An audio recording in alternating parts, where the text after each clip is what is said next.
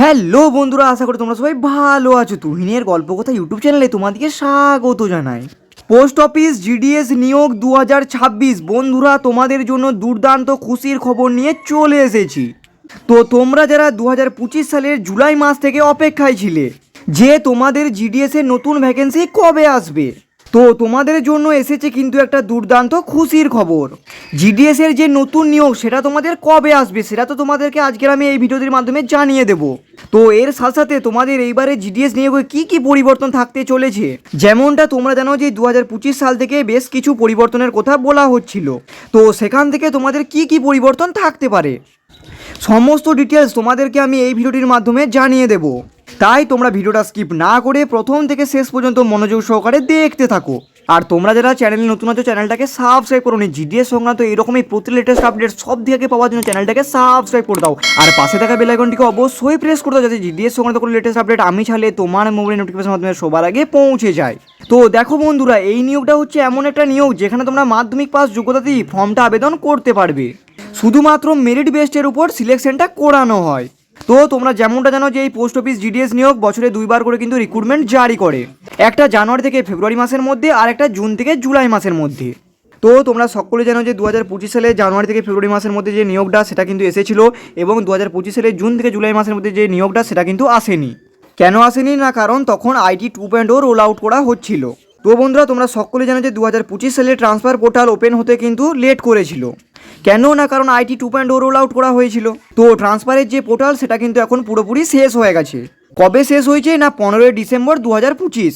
তো 15 ডিসেম্বর 2025 তোমাদের যে ট্রান্সফার পোর্টালের কাজকর্ম সেটা কিন্তু পুরোটাই শেষ হয়ে গেছে। ট্রান্সফার শেষ হয়ে গেছে মানে কি, এরপর হচ্ছে তোমাদের নতুন নোটিফিকেশান কিন্তু আসবে। তো নতুন নোটিফিকেশান তোমাদের কবে আসবে সেটা তো আমি তোমাদেরকে একটু পরেই জানিয়ে দিচ্ছি। তার আগে তোমরা একবার ডিটেলসটা দেখে নাও।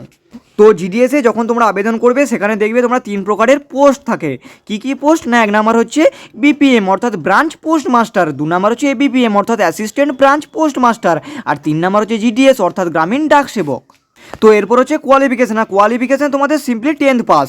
তোমরা মাধ্যমিক পাস যোগ্যতাতেই তোমরা কিন্তু এই জিডিএস এর ফর্মটা আবেদন করতে পারবে। তো তোমাদের এটা কখনোই 12th পাস হবে না, এটা 10th পাসই থাকবে। এরপর হচ্ছে এজ তোমাদের যেমন ছিল 18 থেকে 40 বছর, ওবিসিদের জন্য 3 বছরের ছাড়, এসসি এসটিদের জন্য 5 বছরের ছাড়, আর পিডাব্লিউডি ক্যাটাগরি ক্যান্ডিডেটদের জন্য 10 বছরের ছাড়। এরপর হচ্ছে তোমাদের সিলেকশন অর্থাৎ নিয়োগ প্রক্রিয়া। তোমরা জানো যে সর্বপ্রথম অনলাইনে ফর্মটা আবেদন করতে হবে। ফর্মটা তোমাদের আবেদন হওয়ার পর ফর্মটা শর্ট লিস্টেড হবে।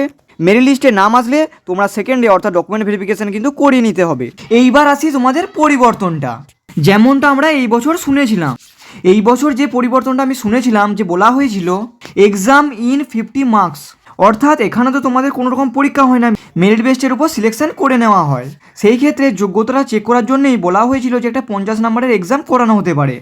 তো কখন এক্সামটা করানো হবে, তো দেখো জিডিএস এ যখন ফর্মটা অ্যাপ্লাই করা হয় তখন অনেক সংখ্যক ক্যান্ডিডেট কিন্তু ফর্মটা অ্যাপ্লাই করে দেয়, তাই জিডিএস এর পক্ষে এত সংখ্যক ক্যান্ডিডেটদের পরীক্ষা নেওয়া সম্ভব নয়। তো সেই রকম একটা প্রস্তাব কি রাখা হয়েছিল না, মেরিট লিস্টটা আউট হয়ে যাবে। মেরিট লিস্টে যেসব ক্যান্ডিডেটদের নাম থাকবে তাদের 50 মার্কসের একটা এক্সাম করানো হতে পারে, এরকম একটা প্রপোজাল অর্থাৎ এরকম একটা প্রস্তাব জিডিএস ইউনিয়নের কাছে রেখেছিল। তো সেই নিয়ে এখনো কিছু কিন্তু আপডেট আসেনি তোমাদের পরীক্ষা হবে কিনা। আর দ্বিতীয় যে পরিবর্তনটা বলা হয়েছিল সেটা হচ্ছে 10th মার্কশিট আপলোডের কথা।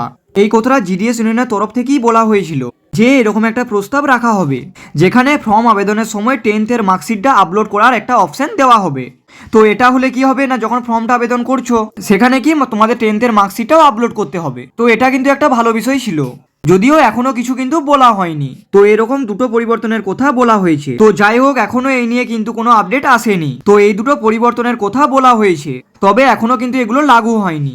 তো আশা করি তোমরা বুঝতে পারলে। তো এরপর হচ্ছে তোমাদের জিডিএস এর নতুন নিয়োগটা কবে আসতে পারে। দেখো প্রথমে বলে রাখি তোমাদের শূন্যপদের কথাটা, তোমরা 40,000-এর কাছাকাছি শূন্যপদ পেতে চলেছো। আর এই নিয়োগ সংক্রান্ত তোমাদের যে নোটিফিকেশন সেটা তোমাদের আসবে জানুয়ারি 2026, জানুয়ারি মাস 2026 তোমরা কিন্তু এই নিয়োগ সংক্রান্ত নোটিফিকেশন পেয়ে যাবে। তো বন্ধুরা, তোমরা এতদিন অপেক্ষা করেছো, তোমাদেরকে আর একটু ধৈর্য ধরতে হবে। জানুয়ারি মাস নাগাদই তোমাদের নোটিফিকেশন জিডিএস এর তরফ থেকে জারি করে দেওয়া হবে। তো আশা করি তোমরা পুরো ডিটেলসটা ক্লিয়ারভাবে বুঝতে পেরেছো। তো তোমরা কেউ টেনশন করো না, যখনই এই নিয়ে কোনো অফিসিয়াল আপডেট আসবে আমি তোমাদেরকে এই চ্যানেলের মাধ্যমে সবথেকে আগে আপডেট দিয়ে দেবো। তাই তোমরা যারা এখনও চ্যানেলটাকে সাবস্ক্রাইব করোনি, জিডিএস সংক্রান্ত প্রতিটি লেটেস্ট আপডেট সব দিকে আগে পাওয়ার জন্য চ্যানেলটাকে সাবস্ক্রাইব করে দাও। আর পাশে থাকা বেল আইকনটিকে অবশ্যই প্রেস করতে যাতে জিডিএস সংক্রান্ত লেটেস্ট আপডেট আমি চাইলে তোমার মোবাইল নোটিফিকেশন মাধ্যমে সবার আগে পৌঁছে যায়। এছাড়াও তোমরা জানো যে আমি চ্যানেলে বরাবরই জিডিএস সংক্রান্ত latest update, GK, work from home, scholarship এবং রেলওয়ে এবং নানা রকম সরকারি কাজের আপডেট দিয়ে থাকি। তাই তোমরা কিন্তু এই চ্যানেলটাকে সাবস্ক্রাইব করতে ভুলো না। আর বন্ধুরা, আজকের এই ভিডিওটা তোমাদের কেমন লাগলো অবশ্যই কমেন্ট করে জানাতে ভুলো না। আর বন্ধুরা, তোমরা জিডিএস সংক্রান্ত প্রতি লেটেস্ট আপডেট সব দিকে আগে পাওয়ার জন্য তোমরা কিন্তু এই চ্যানেলটাকে সাবস্ক্রাইব করে দাও। তো বন্ধুরা, আজকের মতো এই অবধি, দেখা হচ্ছে নেক্সট ভিডিওতে।